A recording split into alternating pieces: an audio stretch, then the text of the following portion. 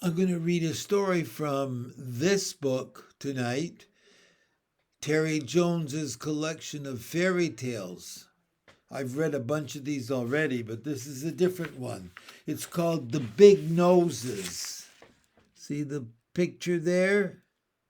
The Big Noses. There was once an island in the middle of the ocean where everybody's nose was far too big. The chief of the island got in a boat and sailed to the place where the wisest of all men lived. Now, what is the problem? Asked the wisest of all men. Well, said the chief of the island, all my people are unhappy because their noses are too big. We can't get our sweaters over our heads because our noses are so big. We can't enjoy a drink without hitting our noses on the other side of the cup. We can't kiss each other because our noses get in the way. But worst of all, we don't even like each other because of our ugly, great noses. Can you help us by making our noses smaller? Well, said the wisest of all men, I cannot make your noses smaller. Only the magician who lives by the burning lake could do that, and even he could not do it for all your people. But come back in 3 days' time, and perhaps I shall be able to help you. So the chief of the island stayed in that land for 2 days and 2 nights. And while he was there, he went to the magician who lived by the burning lake. And the magician cast a spell over his nose and made it very small indeed. And on the 3rd day, the chief went back to the wisest of all men and said, Well, have you thought of an answer yet? The wisest of all men looked at the island chief in amazement. Finally he said, Is that really you? And the chief said, Yes, of course it is. And the wisest of all men said, But what's happened to your nose? So the chief of the island told him how he had been to the magician. And the wisest of all men shook his gray head and said, You seek one solution for yourself and another for your people, and that's not good. Well, it's too late now, replied the chief. So what is your solution for my people? First, said the wisest of all men, you must go to the volcano that lies on the other side of this land, and take the ashes from its mouth, and rub them into your hair and hands and all over your body.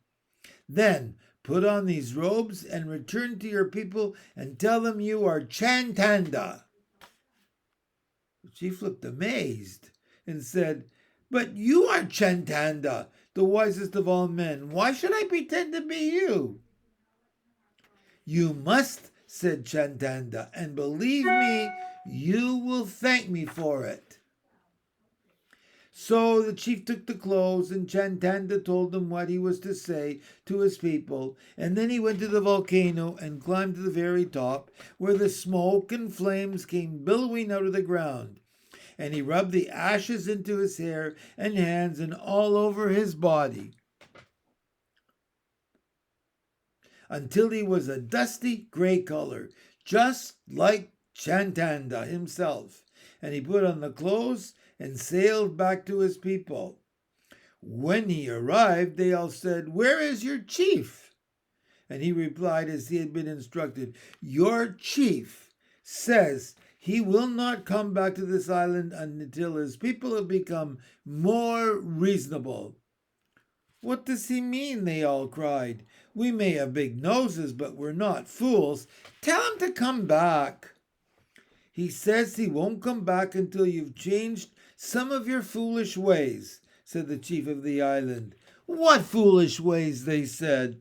What does he mean? For a start, he says you must stop sitting out in the rain playing Ludo. But we like sitting out in the rain playing Ludo, they cried. Secondly, you must stop using egg cups for your tea. But we like drinking tea out of our egg cups, they cried. And thirdly, you must bend your heads to one side when you kiss. But we've always kept them upright, they cried. "Otherwise, your chief will never return," said the chief of the island.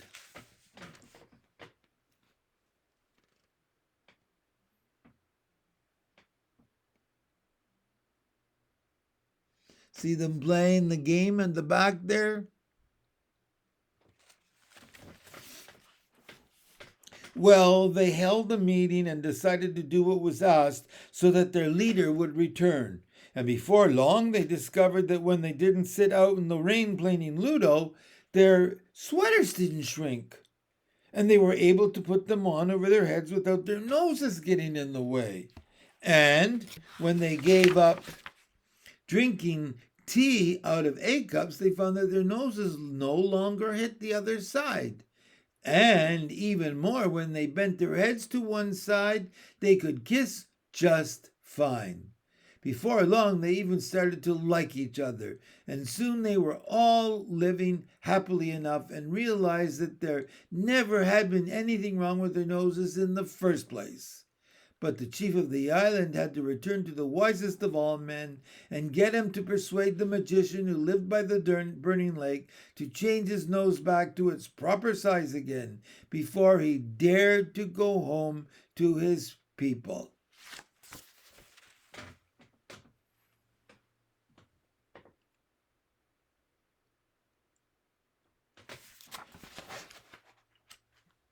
The big noses.